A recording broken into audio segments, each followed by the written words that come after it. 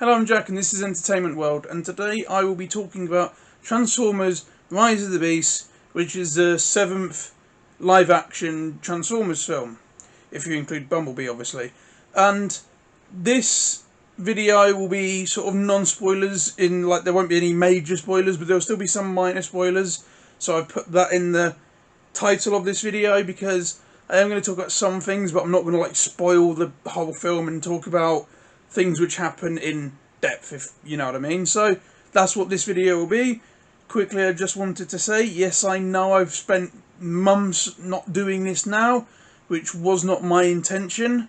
And I know I said I was going to be doing this more, but I kept getting quite ill for a period. I kept getting like really bad cold flu things, and I had 2 in a row, and they were really horrible. And I also have had a lot of personal stuff go on in my life, which I won't go on, I won't talk about here because you don't want to hear that, and I don't really want to talk about that on here, and I'm sure you understand that, and like I said, I'm sure you don't want to listen to that.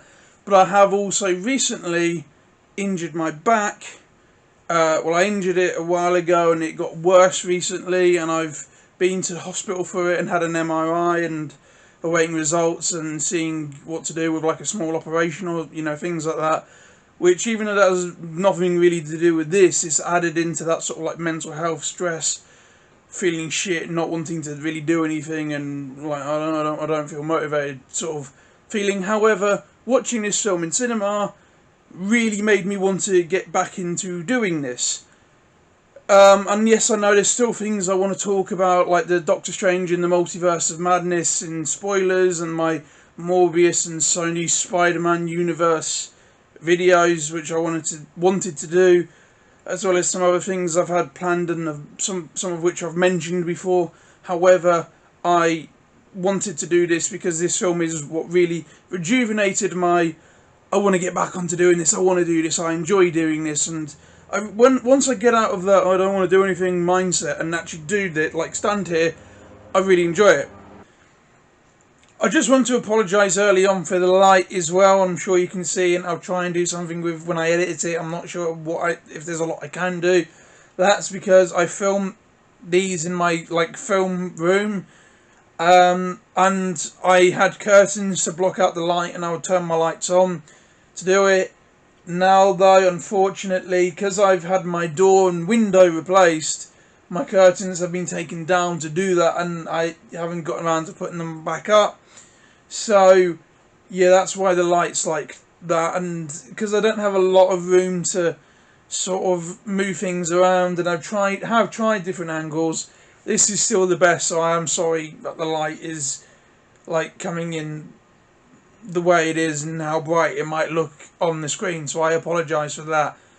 Anyway, yes, so there's all that. Sorry about that, but I just wanted to say that before I got into this video. Also, with watching this film, I have a funny story about my viewing experience of it at the cinema, so I'll talk about that at the end of the video. Now, first thing with this film, I wanted to say, well, this actually really quickly, for those who don't know watching this, I am a huge Transformers fan. Transformers is my favourite IP. Now, Zack Snyder's DC films might be my favourite films, as well as obviously a mixture of other things as well. Bumblebee being one of my favourite films as well. But my love for the franchise came from the first film, because it came out when I was 4. I remember where I was when I watched it. I remember most of the people who were there when I watched it, and I remember seeing it on the screen for the first time and being like, wow, blown away. Like I said, I was 4. In a lot of ways, that film to me was my Jurassic Park. This is one of the films which inspired my love for storytelling, filmmaking, and like visual presentation on screen. That first Michael Bay Transformers film, released in 2007, was that film for me. It was one of the first films I ever remember watching. So I have a lot of fond memories of it for that reason. And like I said, Transformers is my favourite IP in terms of source material. It's the source material I know most about. Now, Do I know as much as a lot of other people do? No, I don't, because there are some people who just completely live and breathe Transformers and they know a huge amount. But and so I don't claim to know like the most or anything. However, it is the franchise I know most about, and the source material I know most about, and the lore, characters, other planets, storylines, things like that. It's the one I know most about. I've watched all of G1. I own all of G1. Watched obviously the original '86 film. Watched all of Transformers Armada and own quite a lot of it. Own and watched all of Transformers Prime. Watched all of animated and own most of it. I've played the Fallen War for Cybertron games, as well as the tie-in film video games as well for the first 3 films, and I did play some of Rise of the Dark Spark, but I stopped playing it and never completed it. I've seen it played through online though, and it isn't like obviously the best game at all in any way. But yeah, it's the franchise. Like I said, I won't keep saying it. I know most about. So, just wanted to put that in there before I spoke about this film. Going into this film, it was the Transformers film I've been least excited for. I was really excited for seeing Dark of the Moon in the cinema, and that was the first one I did see in the cinema. And obviously I was 8 when that came out, so obviously I was very excited for that. I was even excited for Age of Extinction, because again I was 11, and I was even I was starting to get out the whole hype for it by this point, because I was realising that the franchise is a fucking mess as I got older, and the more, the less I liked the sequels, and the more I respected the first film for actually how good the first film is and how many things it succeeds at, despite still having a lot of the flaws that this franchise is known for having. And obviously I was really excited for Bumblebee as well, with the trailers, the designs, the little Cybertron teasers, and watching it, I absolutely loved it. And like I said, it is now one of my favourite films. This one though is the one I was least excited for, even less so than The Last Night, which was my point in terms of, even though I was starting to see the flaws more, because of The Last Night, I actually thought the trailers were quite good, and I still think the first trailer is actually a really good trailer, and it's one of the trailers which I remember watching for the first time for the most, especially the ending bit with Optimus Prime. Oh my god. Forgive me. So yeah, that's my relationship with like going to see them in cinema, and obviously Last Night's fucking shit, but I thought the trailer was good and I thought it took itself seriously. The trailers in this were a very mixed bag for me. They were like very noisy and just, there was even that meme where someone said like every Rise of the Beast trailer, and it's just like incoherent gibberish, and that's sort of how I felt about the trailers and the promotion for this film. And I also wasn't excited for the direction this franchise is going in. Little fact here, I know I've just mentioned I love Transformers, and I do, and all of the things I watched. I did not grow up on Beast Wars, and I know a lot of people did, especially people who grew up in the 90s. I know Beast Wars was like one of the first completely CGI cartoon, like animation series, and how loved it was by the people who grew up on it, and it received loads of positive reviews, critical acclaim from fans, and to this day is still considered one of the most like influential cartoons to ever be made. And I respect it. It's just not something I've ever gotten into in the side of Transformers, and I feel like it's one of those things where a lot of the people who grew up on it loved it, and if you didn't grow up on it, it's not really like something that a lot of fans might have gone to. I'm not saying that for everybody. Obviously, I know there are a lot of die-hard G1 fans who probably watched it and loved it, especially as it was a bit of a loose sort of continuation of G1. And I do respect that, and I understand that. Talking about like G1, I've even watched some of the fucking Transformers Headmasters with the hilarious dub, which if you know anything about that, you know how absolutely fucking ridiculous it is, and it's just absolutely insanity, but hilarious. Fortress Maximus, prepare for your death today. You're gonna die. You're dead. Not likely. Chrome Dome, I'm gonna send you to hell. No way!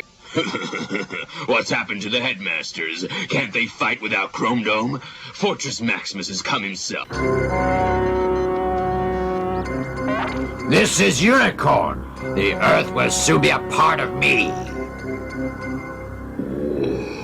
Yeah, it was an awful dub, but that Beast Wars has never been something I've been into in Transformers, and I thought it's always been quite a contained story. I get the gist of it, and it's a cool idea, and it certainly stands out of all the things which have sort of broken away, I guess you could say, from the main Transformers and the main characters, and what a lot of people will associate the Transformers with, and what is generally considered the main sort of storyline of Transformers. It's very well stood up by itself. It's very, it's one of the better breakaway sort of ideas they've had. But I have nothing against it.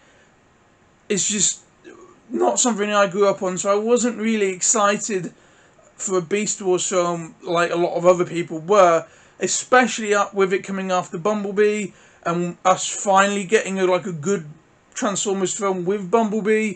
And I was really wanting to see a Transformers film with Megatron, Starscream, Shockwave, Soundwave, and all of them in the forefront with their G1 designs, unique personalities, more scenes to themselves, actually are characters instead of just hulking, unrecognisable, snarling fucking messes like a lot of them were in the Michael Bay films, if they were acknowledged at all.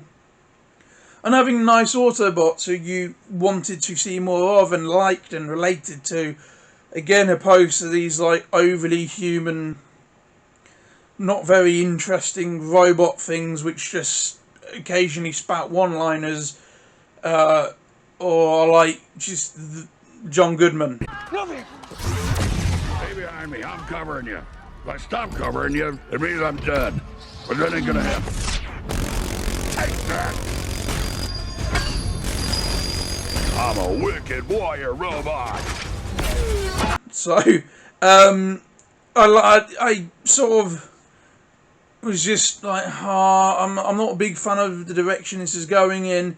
It isn't where I would have taken it afterwards. I was very excited for the future of the franchise after Bumblebee. It really rejuvenated what I wanted this franchise to be and what a lot of fans wanted this franchise to be. If you love all of the Michael Bay films and wanted them to continue, fair enough. Respect that. That's your opinion. As I said, I love the first one. The first one was very influential on me. Without that first film, I wouldn't love filmmaking as much as I do. I wouldn't love storytelling as much as I do. And I certainly wouldn't love Transformers as much as I do. I don't even know if I would have discovered it without that first film. And I think a lot of people, under the age of 40 discovered it through that, because that's what that franchise is to a lot of people growing up. And then they went back to some of the older stuff and they watched Transformers Prime when that came out and animated and some of the shit since. So, yeah, that's how I feel about the franchise, and just, it's not what I would have done with it. And I know as a fan you have to accept what you would do with franchises, and most likely not going to be what the writers, directors, producers and studios and everybody does with a franchise. And you can write fan scripts all day long, but at the end of the day, that's what they are. They're fan scripts. It's the difference between fan fiction and an official script. So I understand that. I was just a bit disappointed that this is the road that it went down. But however, it does leave an ability to maybe do that, have two different sort of things going on at the same time. I don't know. Hopefully that does happen. Anyway, I'll be talking about this film. This film was not directed by Michael Bay, unlike the first five, and unlike Bumblebee, it was not directed by Travis Knight. It was directed by Stephen Caple Jr., who directed Creed 2. And now I have nothing against him as a director, because I actually really liked Creed 2 a lot. But and usually, if people have watched any of my older videos, I will say who it was written by and who produced it, and I usually make an attempt to remember the names off by heart before starting to film, which has led to many very frustrating outtakes which I've obviously never released. This film, I'm not going to bother remembering them, and you're going to see why. I'm just going to read out the writers for this film. Joby Harold, Darnell Matea, Josh Peters, Eric Hober, John Hober. They wrote the screenplay, and the story was by Joby Harold. So, that's a lot of input on this film. And it was produced by Don Murphy, Tom DeSanto, Lorenzo D, and I can either say his name, the guy who is the bane to like most Transformers fans, and the guy who's I found very frustrating throughout the years, Michael Bay, because we will never be free of him, Mark Varadian, and Duncan Henderson. So that's just the people who wrote it and produced it. And then under starring, it's only got two names, Anthony Ramos and Dominique Fishback, and I hope I'm saying that right. If I'm not, I apologise. That is insane, to the point where I don't know how this film even got made because of that. Like, the amount of input this film must have had with writers and producers, and obviously the director as well, and the studio heads, and just everybody involved. It seems like there's a lot of like hands at play here, and trying to, maybe all of which is doing a different thing. And I know for a fact this film was originally written as a Beast Wars film, a completely standalone Beast Wars film, and they were also going to do a sequel to Bumblebee. And at one point they were going to do a sequel to Transformers The Last Night, which never happened and probably is never going to happen. And they just sort of like morphed all of that into one film, and so much so that the Bumblebee script and the script for Beast Wars actually were rewritten to be this film. And I just feel like there's a lot going on, and that's how I got when I watched the trailer. The first trailer didn't really give a lot, it just seemed to be like, Optimus says, "Let them come," his mask comes up, and then it cuts to fight. So, it didn't really give a lot to what the plot of the film was going to be, and that's fine, it was a teaser trailer. The second trailer revealed that Unicron was going to be in the film. And although a lot of fans probably jumped for joy when that happened, I was like, oh, fuck me. Because in my head, what immediately came to like my thought process was, I don't like Marvel. You got to build up to something. You got to save it for later on. But I feel like opening this sort of new franchise with Unicron is a bit of a weird thing to do, because he is like one of the bigger bads, and just opening this new franchise with Unicron, I feel like is an unusual choice. It would be like Iron Man fighting Thanos in a way in the first Iron Man film. It's just sort of like there's so many other things you could have done before that, and it doesn't really correlate with the Beast Wars. I thought, oh god, and reading that the Terracons were going to be in it as well, I thought, oh god, I mean, you know, I was like, the Autobots are going to be in it, the Maximals are going to be in it, the Terracons are going to be in it, the Predacons are going to be in it, Unicron's going to be in it, and I thought, so much stuff going on. And when I looked at the original runtime, originally it said it was 117 minutes, which I thought was insanely short, and especially considering the fact none of the Michael Bay films had actually been under 2 hours 20. And I know this film's got a lot of flack for that, and that is because they were like full of random crap which just didn't need to be in the film, and just like bloated the runtime to like insane levels. But I still felt like that was going to be a lot, because you're going to have the humans as well. They're going to try and introduce new humans, and I just thought, that's so much to try and do in one film, especially when you've got the Maximals and the Predacons and the Terracons, which have never really been in a film before. So I felt like it was trying to juggle stuff which people would have expected sort of from Transformers 6, but they cancelled that. A sequel to Bumblebee, as well as trying to do a Beast Wars film. And I was really worried it was going to be a really big bloated mess. In a lot of ways, the film was. And I know I've not really talked about the film yet, and I'm sorry, but I just really wanted to give this outline, because there's so much to talk about with this film before even really talking about this film, which is why this made me want to do this again, because I had a lot to say about it and my experience with watching it and how I felt going into it and the lead up to it. So yeah, I just felt like that was just so much stuff, and I was worried, and unfortunately my fears were sort of validated when the film finished. By the time the film had finished, my fears had been somewhat validated. Now, especially considering, even though Beast Wars isn't my favourite thing and it isn't what I would have done with it, I am actually genuinely surprised that it's taken them this long to do a Beast Wars inspired film, because I know a lot of people are fans of it. So I do find that a bit weird, and especially when they finally do it, they're now like shoving everything else into it. It's almost like they were too scared to do a Beast Wars film by itself. Now, last thing. Is this film a reboot or a prequel? I am going reboot. It follows on sort of from Bumblebee, and it does mention the events on Bumblebee, although there are a lot of continuity things changed with certain characters from Bumblebee. Like, obviously, Wheeljack and RC are quite different, and Optimus is portrayed very differently, and this one shows his face. Now, I never know if he had a face in Bumblebee and he just had his battle mask up, but I always took that in Bumblebee that he didn't have a mouth. It was like in G1 where it was just his battle mask, which I prefer because it looks really stupid in this film when his mask comes down, because he's like got his face is like trying to be smushed into like quite a small head, and it just sort of looks a bit like this, and it looks a bit unusual that his face is sort of like just being squashed in. But when his mask comes on, obviously he looks a lot better. I just felt like that was a weird thing to do, to give him a face, and when he didn't really have a face in the last film, and there was a chance to not go down that stupid human face route, but once again they did it again.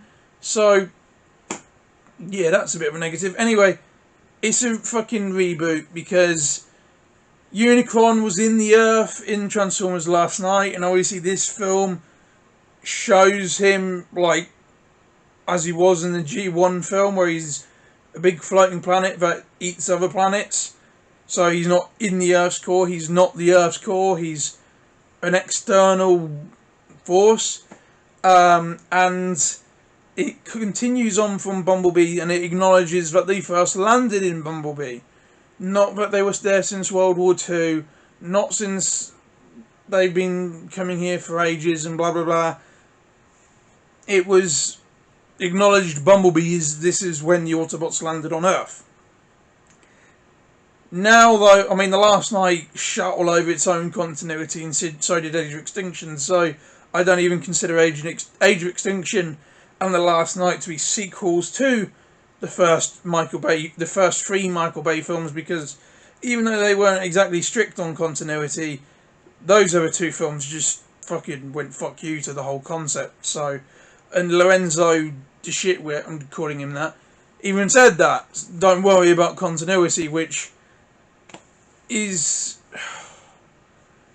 just a really bad idea, and I don't know why he keeps trying to make everything in the one franchise. You know, he did that with Bumblebee. Oh, it's a prequel, and it was evidently not. It was made as a prequel. It was then changed into a reboot. It's very clearly a reboot, and he kept trying to still make it a prequel, and it's like, no, it's very fucking clearly a reboot. You just watch it, it's obviously a reboot. Same with this, you're watching it, it obviously does not lead into the Michael Bay films in any real capacity, because it doesn't acknowledge those films, it doesn't acknowledge any of the things from those films, it doesn't acknowledge any of the characters really from those films in any way, or any of the locations or places. So this film is very much sort of following on slightly from Bumblebee and setting up its own new franchise within live-action Transformers films. Another reason why it's not a prequel is the character of Mirage, because Mirage is in the Dark of the Moon as a red Ferrari, and he went by the name Dino in it, but it's meant to be Mirage. And without talking about all that here, yeah, that's definitely not this character. They are not the same character. And RC's in this film as well, with RC, the RC twins, even there was 3 of them. In the Revenge of the Fallen, not the same character at all. So there's just another few bits of reasons why this film is in the reboot and not a prequel. As well as the fact Wheeljack is not the same Wheeljack as the one in Dark of the Moon either. So I'm going to talk about the film itself now. Sorry about all of that, especially as this is the non-spoiler stuff. What did I, think of the film really overall? Well, we start in this obviously with the obvious thing to talk about first when it comes with a Transformers film, and that is obviously the humans. Because that is the franchise we're in now. You start with, it's called Transformers, and the humans are they're in it a lot. So the humans are called Noah, played by Anthony Ramos, and Elena, played by Dominique Fishback. Again, sorry if I'm saying that hilariously wrong. They're okay. They are okay people in a Transformers film. They're not as good as Agent Burns and Charlie from Bumblebee, or even Memo. I can't remember the actor who played Memo, but I'll put it there, sorry. And obviously you had John Cena and Haley Steinfeld play the other 2 characters. I'll let you figure out which the 2 characters they played individually. I'm sure you'd guess which one was which. But they weren't as good as them. They were my favourite. I actually liked them, which was another thing which disappointed me about this film, was it wasn't continuing with them.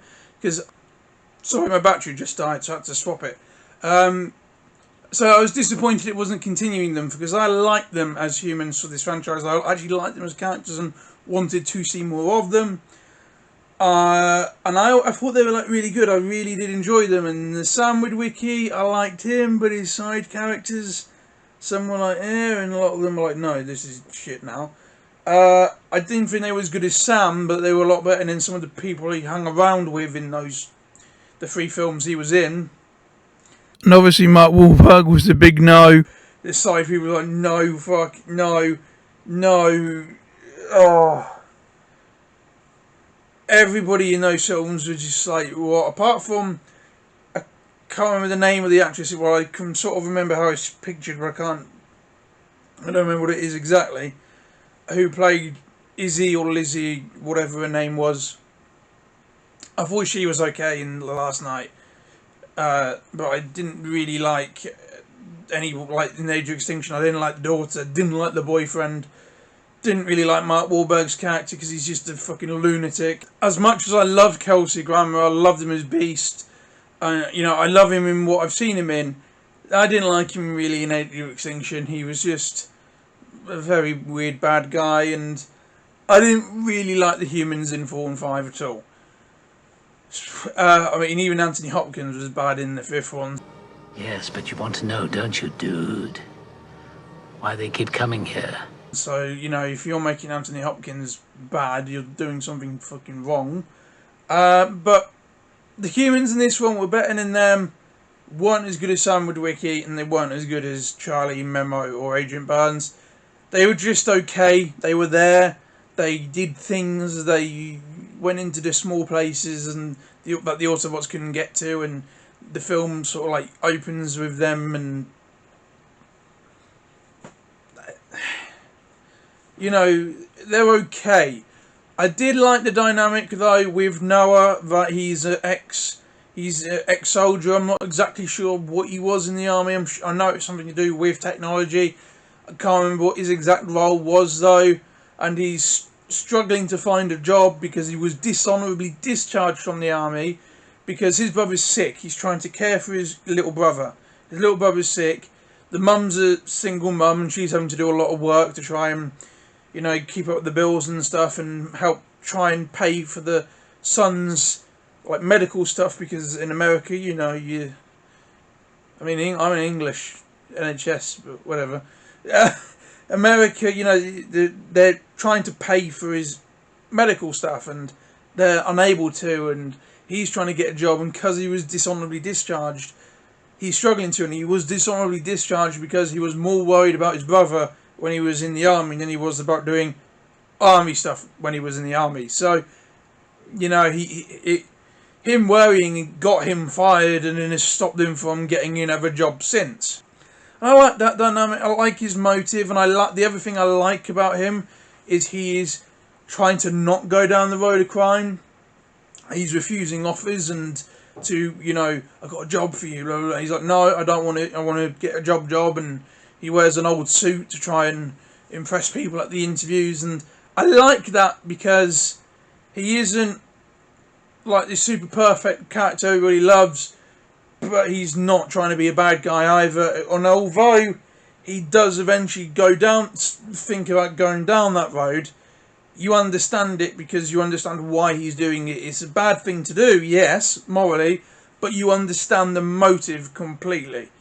I like that about his character, and the thing he's going to do was steal a car. You know where this is going, and you see the police chase in the trailer, and this is where we're introduced to Mirage. And I'm going to talk about Mirage as a character quickly. First of all, though, Bumblebee's hardly in this film, which to me is a positive, because Bumblebee's been the face of this franchise ever since the first Michael Bay Transformers film, so much so that he's had his own film, which was the reboot in a lot of ways. So he's had his big time to shine in the franchise, and he's not really in this film, which I like because it did give the other characters time to breathe and to do things. And although they do say more things, a lot of them are still background people who just say like the occasional line, and the rest of the time they're just sort of like acknowledging things. So with Bumblebee, even though he's not really in the film a lot, he is replaced by Mirage. Mirage is sort of like the new Bumblebee in this film, where he's the robot, the human, he's the Cybertronian Transformer that the human interacts with the most. Now, as a character, he was okay. He is voiced by Pete Davidson, and I do like Pete Davidson. I really do like him. I think he is a good comedian. I think I like listening to him talk about things. I think he's quite a good actor, be it in a more main role or just like a small role or even just a cameo. I like him, and I liked him in this. But the thing is, Mirage in this film is not Mirage. He is what Pete Davidson would be if he was a Transformer. It's just Pete Davidson. It's like John Goodman and Hound in Age of Extinction and The Last Night. It's just Pete Davidson. Which I do have problems with, because first of all, he's called Mirage. He's not Mirage. He has nothing in common with the character that is Mirage at all. He doesn't transform into an Indy car. He transforms into a Porsche, which is what Jazz transforms into. And he even has Jazz's paint job. He doesn't turn invisible like Mirage did in G1. He can make projections, which is what Hound did. And at one point, he shows the ability to either be able to transform into a lot more than just one type of vehicle, or at the very least he can make himself look like different vehicles using projections, with at one point him transforming into a bin lorry to help Noah get into a facility, which if it's a projection, I don't have a problem with, but you see Noah climb out with him like he is high up, like a bin lorry would be, and my problem is with that is if he transforms into a bin lorry, he's just quadrupled his body mass, which I don't agree with that. I don't like that. That's a gross error. I know G1 used to do that, where things that was huge wouldn't like transform into something small, but in live action if that is actually what he did, that is ridiculous. and I would much prefer it if it was that he projected himself to look like a bin lorry. And but he, at one point, he shows this ability, and he turns into an Indy car for a split second, and then he transforms into a Ferrari, like Sideswipe and Sunstreaker were in the G1 cartoon. And my problem is with Mirage here is he's just Robot Pete Davidson, but he's like a weird amalgamation of so many characters. You know, he's not Mirage, but he's called Mirage. He has Hound's ability. He transforms into Jazz's alt mode, and he references his own original alt mode, as well as Sideswipe and Sunstreakers, which was very weird to me that they sort of did this with his character, where he referenced all of these different characters but had nothing in common with any of them, outside of like any abilities they might have personality wise. Like I said, he's just Pete Davidson and talks and sounds like Pete Davidson. Obviously he is him, but he just sounds like him, he just talks like him, he just reacts to things how I would picture Pete Davidson reacting to, like, in this situation. So he was okay. I didn't hate him. I was just a bit like, okay, fine. Elena, really quickly, I'll talk about the other human character. She's okay. She's an archaeologist. She, that's sort of her role in the film, because she's the human in the film which finds the thingamabob.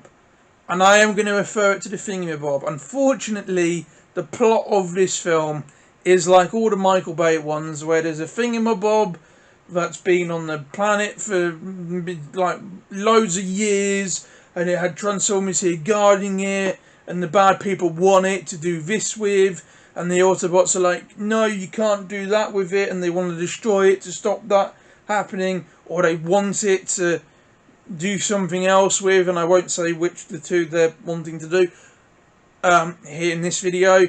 It's just like that. It's just this really sort of repetitive story they keep doing, and I don't know why they keep doing it. It's just always just a thing, and it's never really an interesting thing. It's just a thing that they use to progress, to lead into the next scene, to lead into the next scene, to lead to the next fight scene, to lead into the next scene, to lead into the next scene, to lead into the next fight scene, to lead into the next scene, to have an ending which sets up more films. That is just what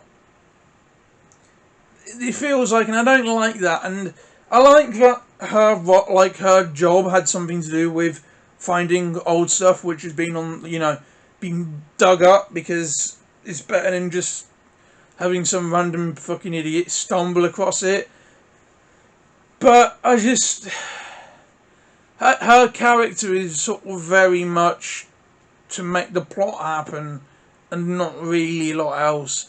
And she doesn't have as much going on for her as Noah does. And little brother in the film, I don't know the actor's name, I'll put it here.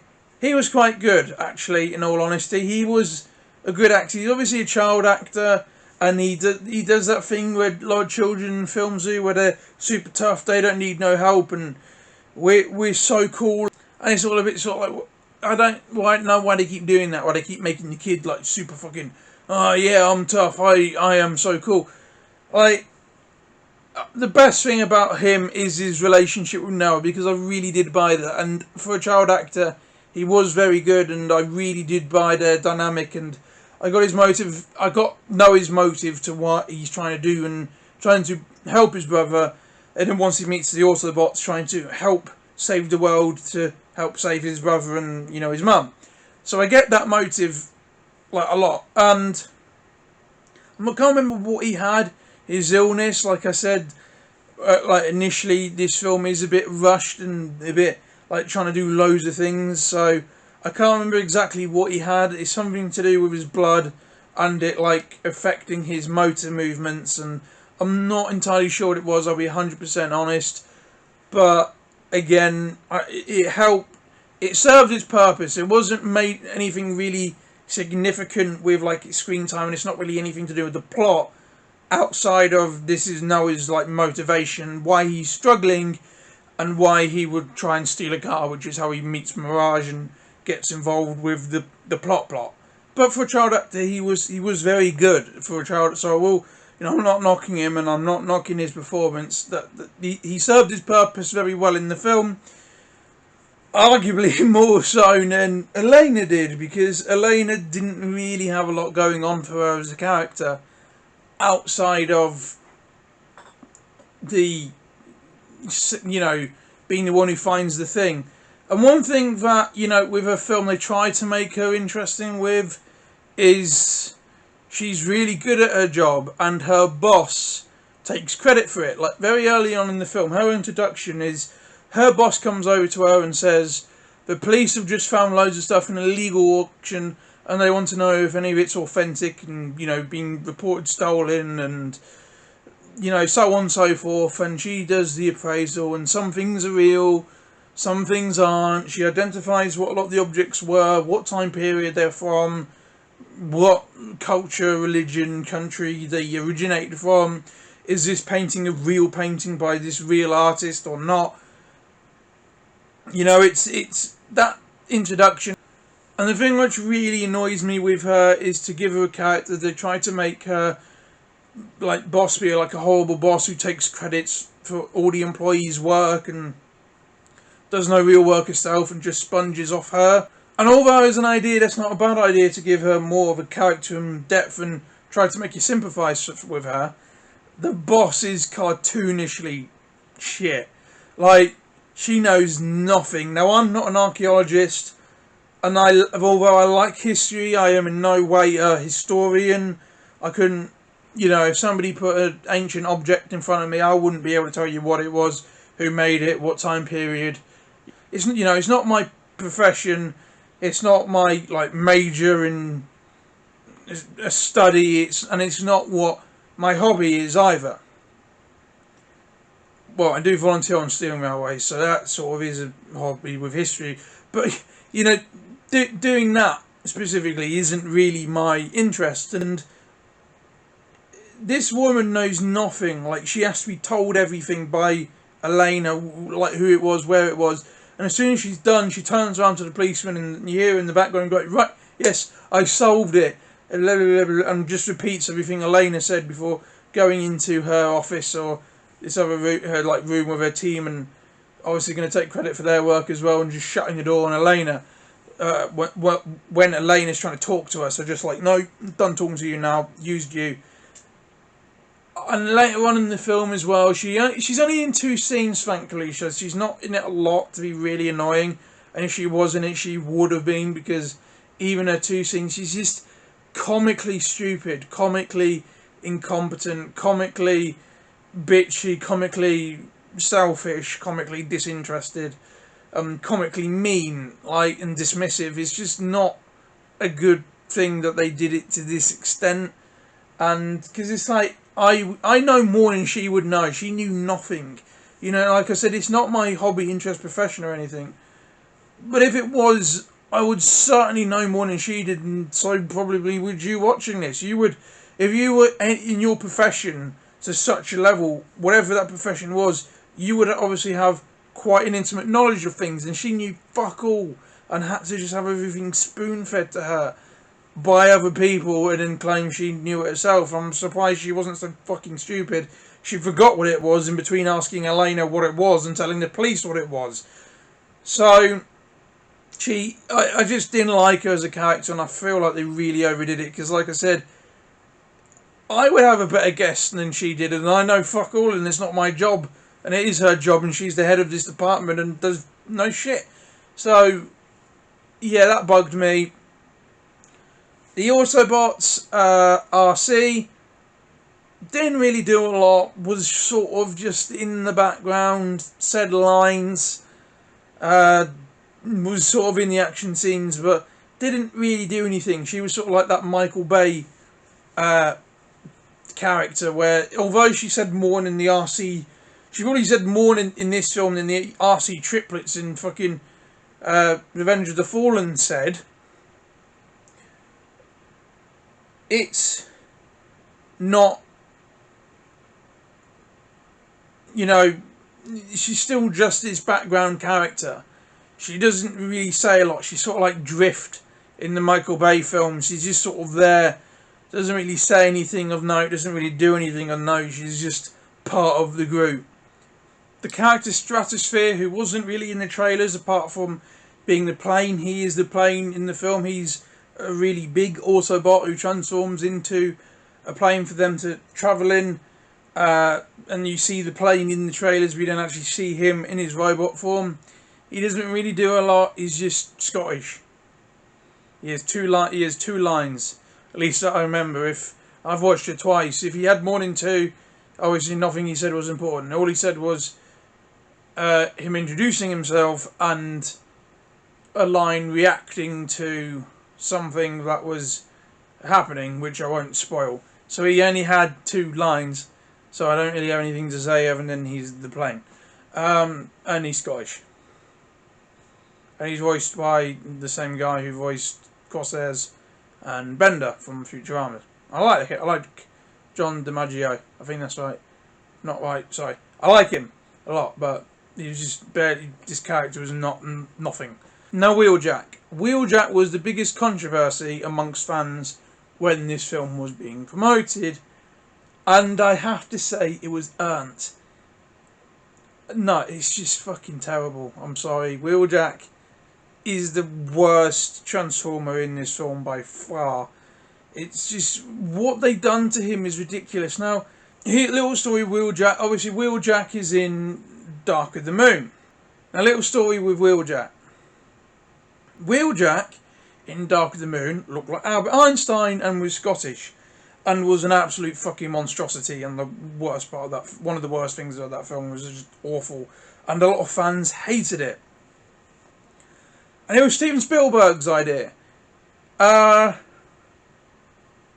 obviously, I can't criticise Steven Spielberg because his film Jaws created the term blockbuster. He's made so many huge films, and most of them have been excellent. You know, he's made big blockbuster films, he's made action films, he's made romance films, he's made more serious films with like Schindler's List and Saving Private Ryan, both of which are excellent. He directed the first four Indiana Jones films, three of which were great. Let you figure out which one wasn't, it won't be that hard. So he obviously, I can't knock him as a director, and I wouldn't want to. His film created the term blockbuster, so you know you've done something right when your film is what created that term. However, making him Wheeljack look like that was an awful idea. Doesn't matter who you are, that was a terrible idea. And they've sort of followed on with this notion into this film by giving him a stupid human face. Which is really frustrating because you look at Wheeljack in G1, Wheeljack is arguably, aside from Optimus and Bumblebee, the most iconic looking Autobot amongst fans. Everybody knows every Transformers fan knows who Wheeljack is if you were to show them a picture of him. And most iterations of the character is inspired by that design.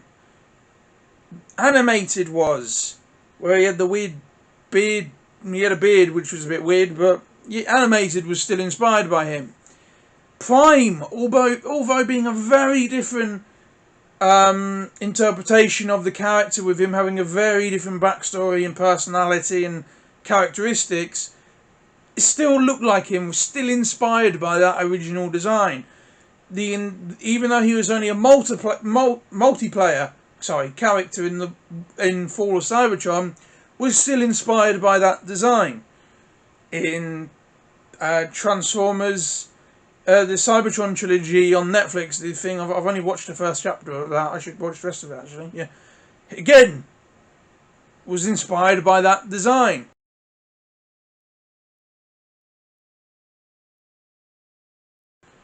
It's very iconic amongst Transformers fans, so much as I said, probably the most iconic looking Autobot aside from Bumblebee and Optimus. And he just doesn't...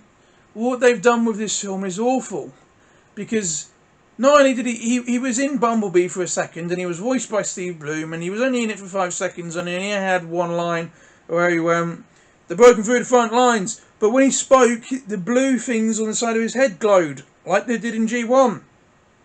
And his design was obviously inspired by G1, and behind the scenes, when they showed his entire character model, very inspired by G1. Too many of them!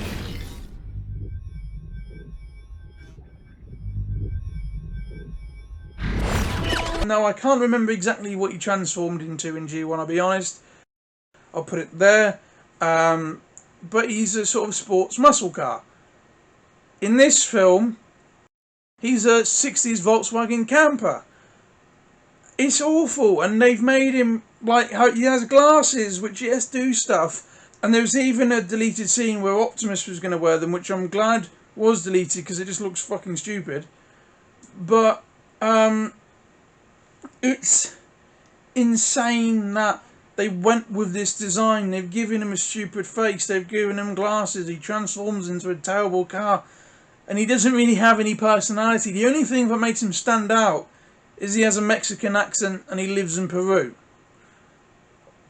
Like, I'm not knocking that. And if you want to give him a Mexican accent, fine. Nothing against that, really. I mean, it's obviously a very different interpretation, but it's just a Mexican accent. It doesn't bring anything to the character. It doesn't make him interesting. It's just like when last night when they gave Hot Rod a French accent because they thought that was going to make him interesting, and it didn't. And they just play it for jokes. Like in this film, they make a racism joke because he has a Mexican accent. And it's just like, why? I don't know. And the stupid face, and he doesn't say anything, and what he says is sort of like half the time silly things. Like he says things like "I" when being hit, and it's just like, what are you doing? He also sounds like he's 16. Like, again, nothing wrong with the accent. But the actor sounds like he's 16, and Wheeljack's meant to be this older character. Not old. He's not like Optimus. He's not like certainly not like Ironhide. But he's meant to be experienced. He's like meant to be. He's sort of like this 25 to 30-year-old. Obviously for Cybertronian, a lot older. But you know what I mean. He's meant to be that sort of not old, but he's experienced. Whereas here he just sounds like a bit of a child, and he says goofy things, and he there's a racism joke with him, and it's just not good. And I don't know why they did it with him. I don't know why. The character which had the most hated design in the entire live-action films. Then, in Dark of the Moon, he was then in Bumblebee, and he had a really good design, a G1 design, and even though he was only in it for 5 seconds, it was actually still a talking point, because they were like, finally, Wheeljack design. Then they went and did this, and it was heavily fucking slated when it was promoted and criticised and memed, like they showed him in Bumblebee and in this with the "Look How They Massacred My Boy" from Godfather, as with the meme template, and it was just like, why did you do that? Why did you do that? And I know the director defended it, but you can't defend it. It was just a bad decision. It went from terrible decision by Steven Spielberg, as good as Steven Spielberg was, it was still a terrible idea, to like, yeah, finally everybody, even though he's only in for 5 seconds, you could tell who he was. And he looked great, and then he's gone straight back to a terrible design, and is just barely recognisable as the character. So much so, I actually don't consider him to be Wheeljack. He's just another Autobot called Wheeljack. The Wheeljack in Bumblebee is still out there somewhere, being like actual Wheeljack, because this is just insane, and I don't know why they keep doing it with this character. I don't know what their thought process behind this is. If you want to give him a Mexican accent, fine. If you want to make him sort of more multicultural and diverse, fine. But why did you make him look like that? Why did you make him sound like he was 16? Why does he wear glasses? Why does he transform into a fucking 60s camper? Why does he say stupid shit? He was the worst thing about this film in terms of character for me. Now, the Maximals. Obviously, you have Optimus Primal, who is very famously voiced by Ron Perlman. And I knew that Ron Perlman was going to be voicing him from like 3 years ago when he was initially casted. even though the acting is good and the voice acting is good, you can't tell it's Ron Perlman, so you didn't really need to be Ron Perlman. However, he gave a good performance. It was just like, I feel like they hired quite a big actor for not a lot of reason. And then you have Airazor. Airazor was the maximal you have the most amount of screen time with. She's in quite a lot of the film. And she was a good character, and I did like Airazor. You then have Rhinox and Cheetor. They didn't really say anything. They just sort of like had 2 or 3 lines each. And it was just sort of reacting things. Yes, they're in the action scenes and you can see them and you can tell where they are because they're obviously one transforms into a rhino and the other one transforms into a cheetah. But it was still very, like, they didn't do a lot. Their character wasn't really there. They didn't stand out personality-wise. They were very thin. They were almost non-existent. They were less than RC was. They had less to do and say than RC. Actually, speaking of RC as well, there's points in the film where she said things but her mouth didn't move, and I can think of 2 times in the film where that happened, and it was really fucking strange, and it looked really weird that she didn't say anything. And she also kept like her reaction to everything was just a smiley face, and that was like the thing they kept posted on her until occasionally they changed it for a reactionary shot. And I just felt like it was very unusual that she was always smiling and her mouth didn't move when she spoke. It just was a very unusual thing to happen, and it looked a bit poor in some places because of that. But yeah, so the Maximals, Optimus Primal, it takes him a long time to get into the film, and this is the thing here. When I said I was worried about this film being a big mix-max and trying to mishmash things all together and it not work and be a big bloated thing, I thought it was going to be Unicron and the Terracons, which were sort of pushed to the side. It's actually the Beasts. The Beasts have the least to do in this film. They have the least amount of screen time. You know, Ares is in quite a lot of the film. And once Optimus Primal's in the film, he's in it for quite a lot, but it takes a long time for him to be introduced properly.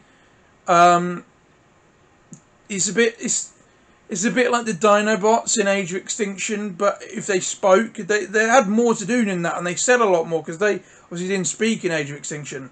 But it's like that. It takes so long for them to be introduced, and the name of the film is part to do with their characters, and they just didn't really do a lot. But because they are in the film once they're in it, that they stay in it once they, join the film's main cast.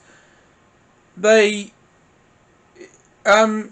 sort of does push the Terracons and Unicron to the side quite a bit, because that had been primarily what the film was, the Autobots versus the Terracons who work for Unicron.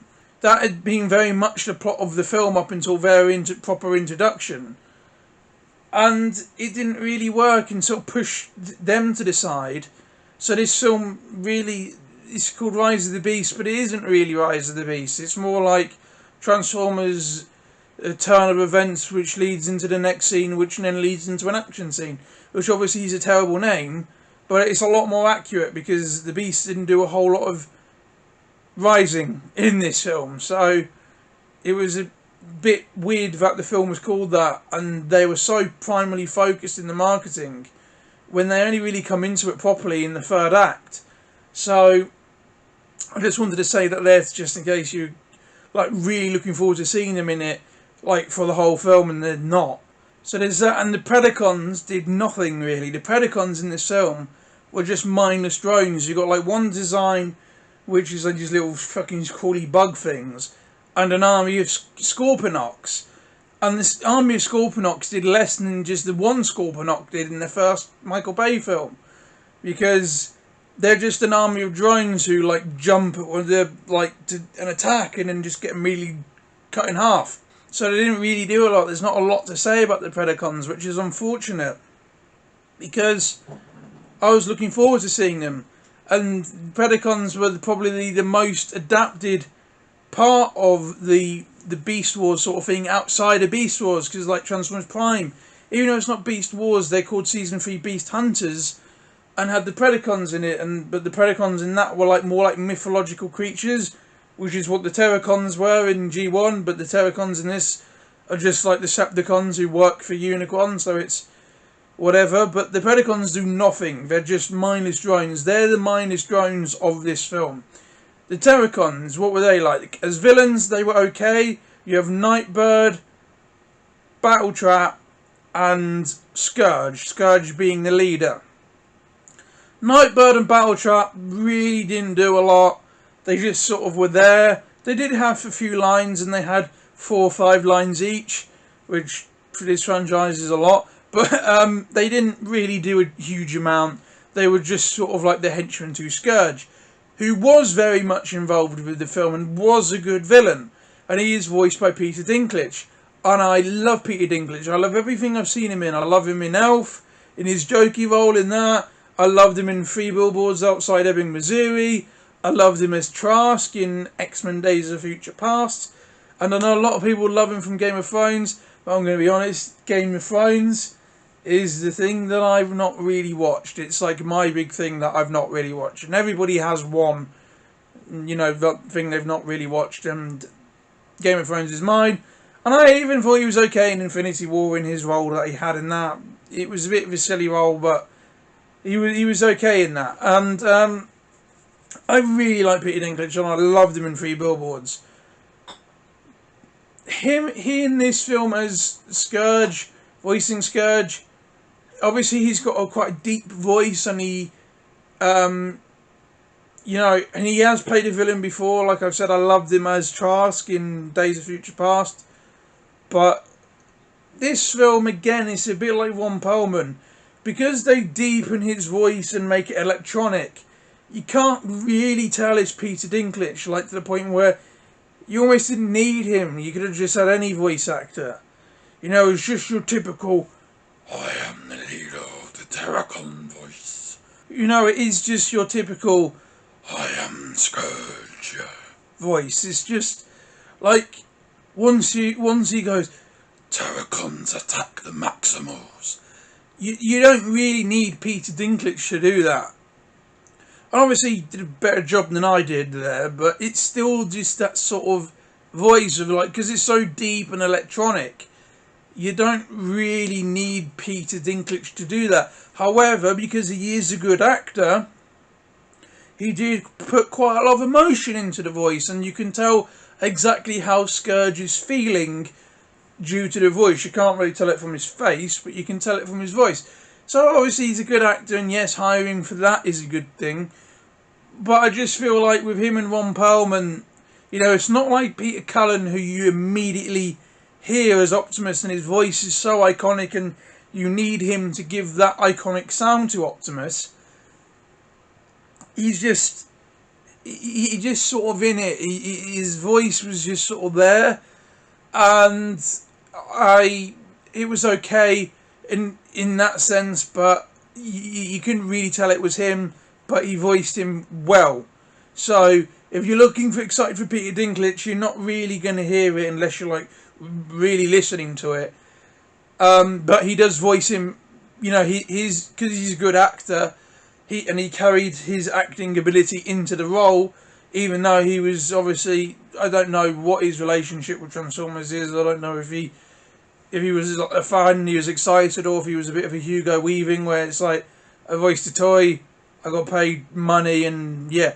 But he put a lot of effort into the emotion in Scourge's voice. So, big praise for that aspect of it. Same with Ron Perlman, you just can't really hear them. It's not like John Goodman is Hound at all.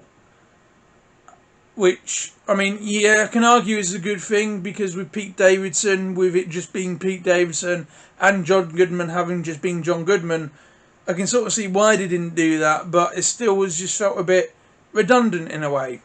However, though, the voice acting for the most part was really good. Pete Davidson gave the best performance out of the voices. You could tell he had a lot of fun with it. You could tell he really wanted to be there. You can tell he liked the character. And you can tell he liked the writing, and he liked saying it, and he liked the jokes, and it's just this sort of, even though I didn't like it, but it was just Pete Davidson, he was the best. Ron Perlman and Peter Dinklage, as I said, were both really good. The rest sort of just were okay, like they voiced it, you didn't stand out, and that's primarily because they didn't say a lot, so you couldn't tell. My only issue was Wheeljack, but that's just because he sounded too young. You know, I didn't like what he said, and I didn't like his design, but the voice actor was okay. He just sounded like he was too young and not appropriate for the character's age and experience and things like that. And I'm gonna be so pained to say this, but one of my negatives, sort of in a way, for the voices was Peter Cullen as Optimus. Now, I love Peter Cullen. G1 Peter Cullen, great, and after that, fantastic. Michael Bay films, he's still fantastic. You know, I love Peter Cullen as Optimus, and as long as he's here with us and still wants to, he should continue being the voice of Optimus. And it's the same with Frank Welker as Megatron. Still the best, still iconic. Use him while they're still with us and while they still want to do it. My problem, and hopefully obviously as well though, when they unfortunately one day pass away, hopefully they will allow that voice to be recreated with AI. And I'm against Chris Hemsworth playing Optimus in this upcoming Transformers 1 animated film. And I'm against Brian T. Henry playing Megatron, because use Peter and Frank whilst they're here. They're iconic and they're beloved. They bring the characters to life. But as I know, Scarlett Johansson's also in that cast. They're clearly doing that DreamWorks Disney thing where they hire A-list actors to voice animated characters instead of just getting really good voice actors to do it, and voice actors who are iconic with established characters. They're just replacing them with big names, and I don't like that. If you want to use anybody's younger, Peter Cullen can do a younger sounding Optimus. He has done. It's just very frustrating to me that they've done that. However, in this film though, I think it's because of the way Optimus is written. Everything he says is very bullet pointy, like it's just a line, just a line, just a line, just a line. And it does sound like that when Peter Cullen talks. He doesn't sound like he did in the other films. He doesn't sound like he's interacting. It just sounds like Peter Cullen's saying Optimus Prime, like lines in his Optimus Prime voice, and they're just getting mixed into the film. It sounds quite disassociated with what's actually going on, especially compared to Pete Davidson's Mirage, who sounds very much like he's there. This sort of feels very just sort of responsive. And I don't know if it's because they did that thing like they did in Bumblebee, where they hired a different actor to read the lines and to model them out, the talking off.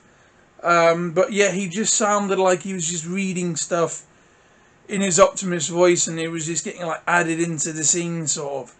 It didn't sound very responsive, and Optimus in this film actually does less sort of interacting than the Michael Bay one does, because even though there's a lot of criticisms with the Michael Bay Optimus, he did interact with the other characters and he did sound like he was. This one doesn't. This one just sounds, like I said, it just sounds like lines are being added in, and it didn't sound very immersive. And the worst voice was actually Michelle Yeoh as Ares. Now, I like Michelle Yeoh.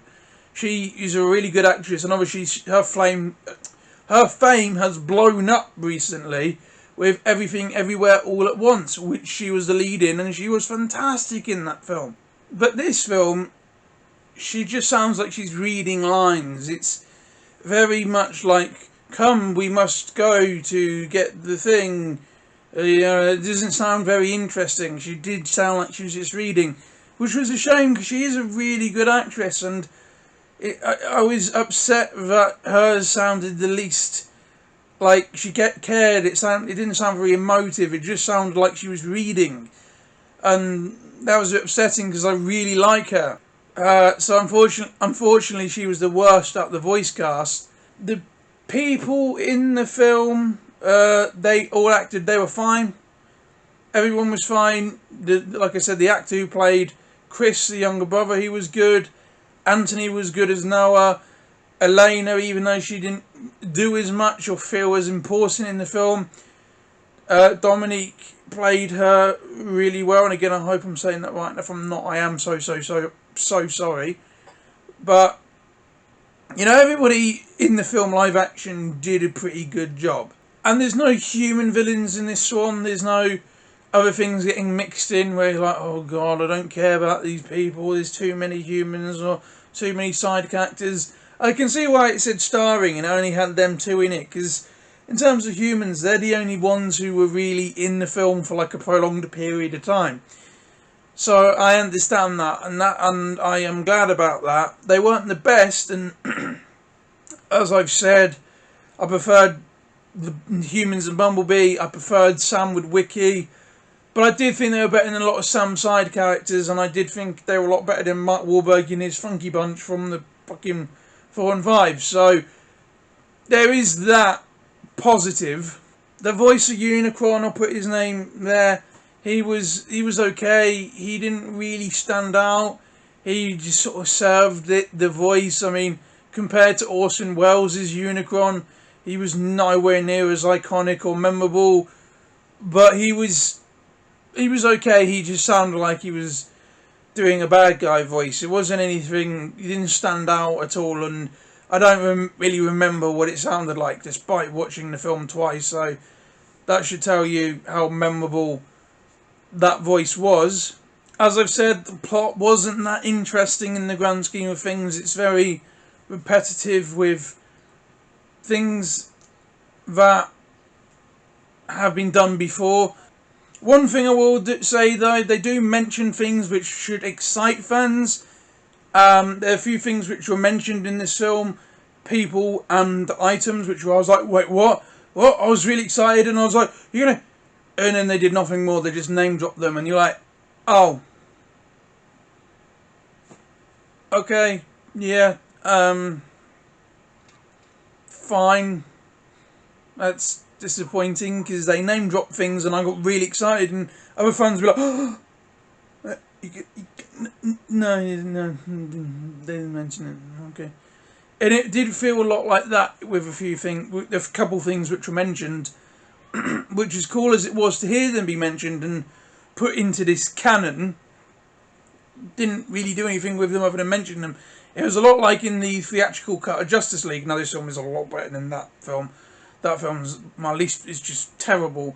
But it was a bit like when Steppenwolf in that film goes for Dark Side, and then that's it. He's not mentioned again. It's like, oh, okay. It's a bit like that with this, how they mention a couple things and it never really gets talked about doesn't get talked about at all afterwards.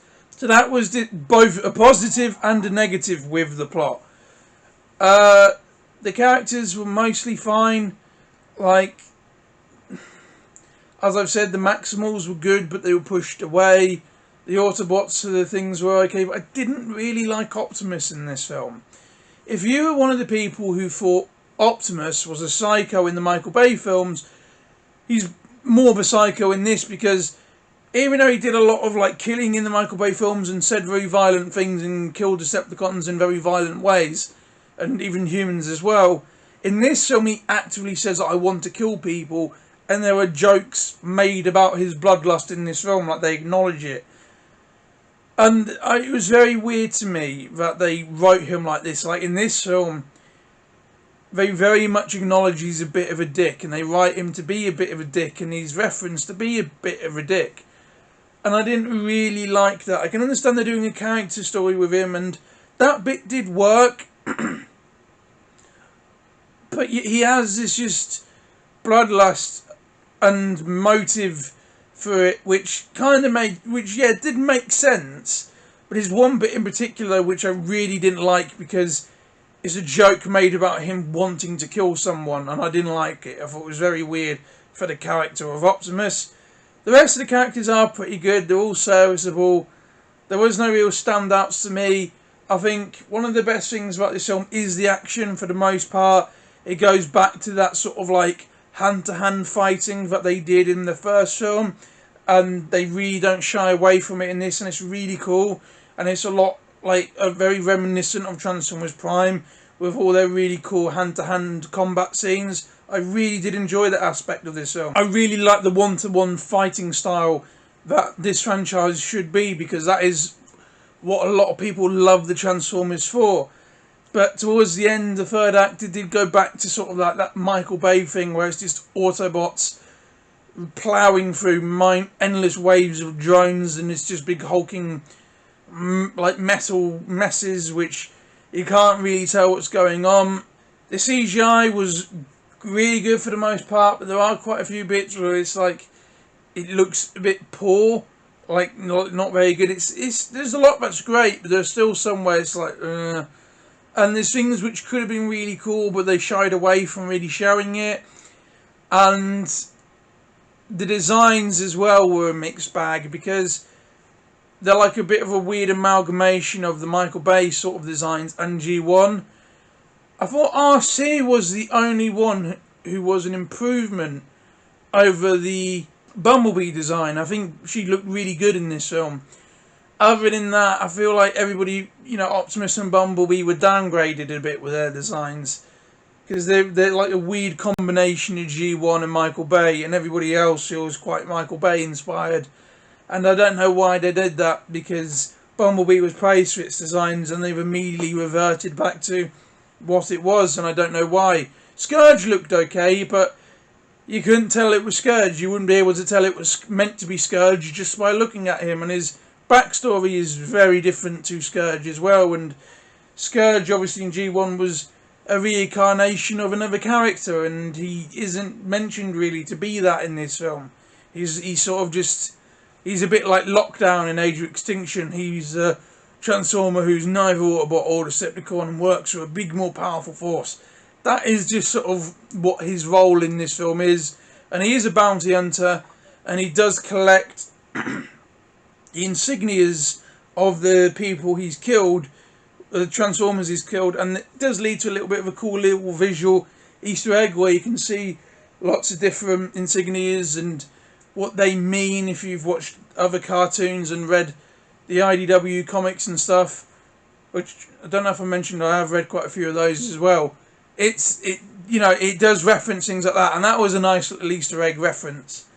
My other positive with this film really is Bumblebee isn't in it a lot, and like I said, that does allow other characters to do, and I appreciate the film for having the balls to not have Bumblebee be like the main focus Autobot of the film. The music was okay. The score itself didn't really stand out to me, aside from when it reused the scores from the previous films. But the new stuff didn't really stand out. It did that thing a lot of modern superhero films have been doing, where they play well-known songs during fight scenes, or songs from the 90s during fight scenes, or they play songs from the 90s during fight scenes, and it didn't really work. It just makes everything sort of very loud. And at one point they actually start playing the song for this film, written for this film, at a very random bit, and it made it feel like a trailer. And I don't know why they did that, because it made everything feel a bit weird, and it didn't edit very flow well. It just made the fights, what was going on screen, feel like a trailer, and it just felt like it was very out of place where they started doing that. And it was a weird choice, and I didn't really like the ending to this film, and I won't spoil it. But it's very just sort of trying to set stuff up, and it was just like, alright, whatever. For the most part, I did enjoy this film. I enjoyed some of the designs, I enjoyed a lot of the action scenes, I enjoyed some of the characters, and I thought the actors and actresses and the voice things for the most part, for the most part, were good, and I had a few flaws with them, but I liked them. There's actually some stuff missing from the trailer as well, which was a bit bizarre for me, because you don't really tend to get that with Transformers films so much. You got that with The Last Night, but that doesn't tend to be such a thing common with the Transformers films, that stuff are missing. So I was a bit bewildered by that, because it was very apparent when they weren't in the film. And I also know there was a whole deleted character and deleted scenes, which I'll talk about more in the spoiler stuff. So yeah, that's the film. Film quality, I'd give it probably 7 out of 10, and entertainment value, I'd give it a 7.25 2.5 out of 10.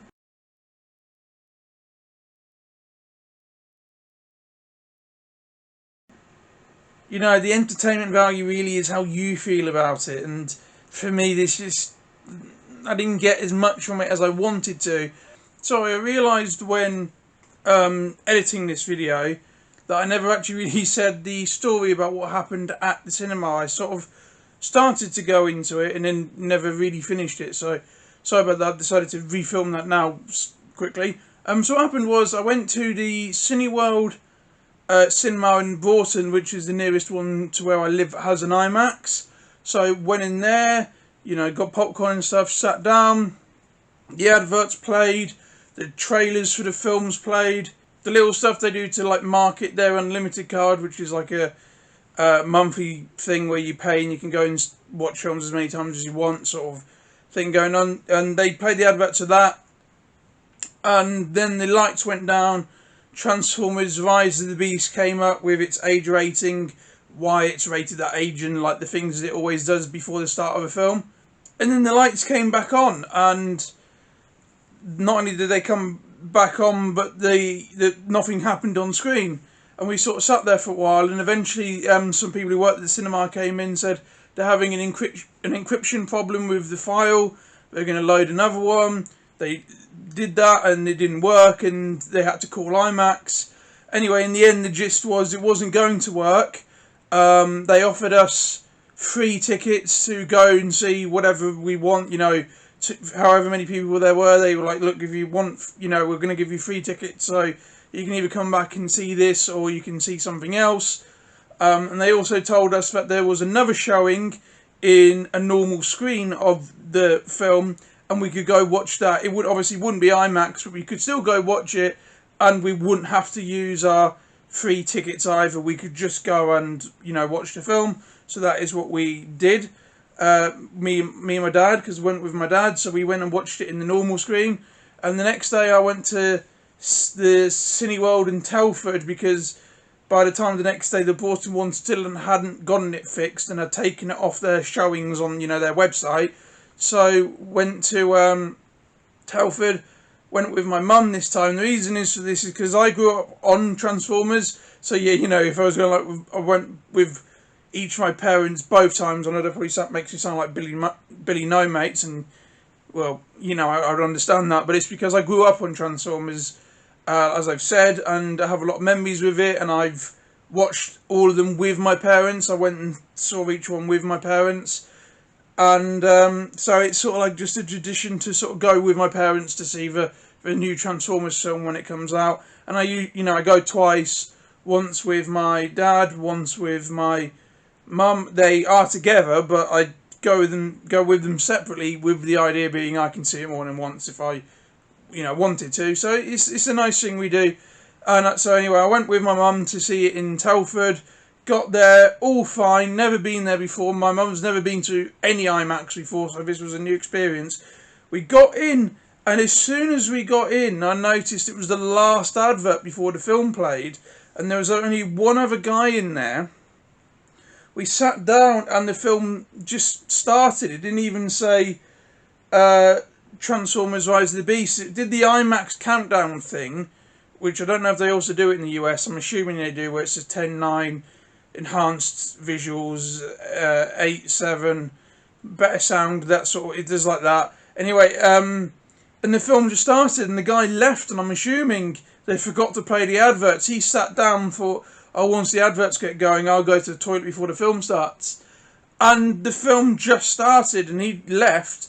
He then obviously came back like a minute later, and still within 15-20 minutes of the film, people were still turning up, because when they say the film starts at, like, say, 2 o'clock, it's actually the advert starts. So the film starts more like 2:25, 2:30, and I know that's the same at the US when I went there.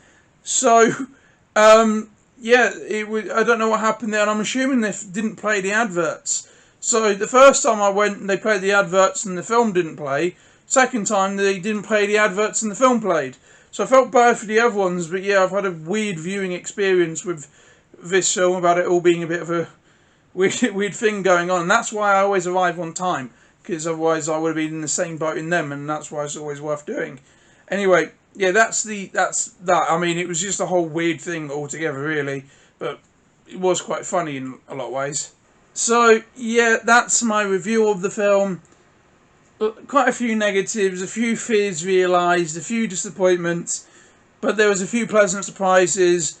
I was entertained by most of it, although I didn't like the fight scenes toward the end where it just did become this smashing into things, a few really silly moments, as well as just playing loud music for no reason and the song written for the film at a really random place. I enjoyed a lot of the action of this film. It was one of the best parts, and I liked quite a few of the designs. And I liked the Maximals, and the plot was okay, bit repetitive, but it was alright. It was okay. It did leave a few things out though, like I've said earlier, where things are mentioned and brought and left, and there's a few things which were sort of left unexplained, which because of my knowledge of the IP, I've sort of pieced together myself and created my own theory. It's just a bit frustrating that the film never really confirmed that to be true within of itself for normal general audience viewers. So that's a bit of a negative, but there you go. I do sort of recommend the film if you are a Transformers fan. I'm sure you will really enjoy it. There'll probably be things about it you don't like with me, but on the whole, it was a lot better than 5, 4 and 2. I'd probably still prefer the third film, the first film, and I definitely prefer the G1 film and Bumblebee, but I did enjoy this film for the most part. I have more positives than negatives. It's just that the negatives were very glaring for me and I had to spend quite a long time talking about them. But yeah, there's my review. Thank you guys for watching this video. I hope you enjoyed it. This is the second time I filmed this because my memory card fucking broke. So hopefully it works this time. If not, I'll be very frustrated. I've used a different memory card for this. My older one had to wipe some stuff of it. So hopefully it works. If not, I'm going to have to do this again, which would be very annoying. I hope you enjoyed the video. If you did, please like the video and share it and subscribe. As well as please comment down what you thought of the about the film. And please also, you know, check out my older videos as well if you want to. That would really appreciate that. And I'll hopefully see you in my next video, which will be my more talking about spoilers. I know this video is probably going to be very, very, very long. But even with non-spoilers, there was still a lot of stuff that I wanted to talk about. Anyway, though, guys, thank you for watching. I hope you enjoyed the video, and I will see you in my other ones, hopefully. Thank you guys for watching. Goodbye.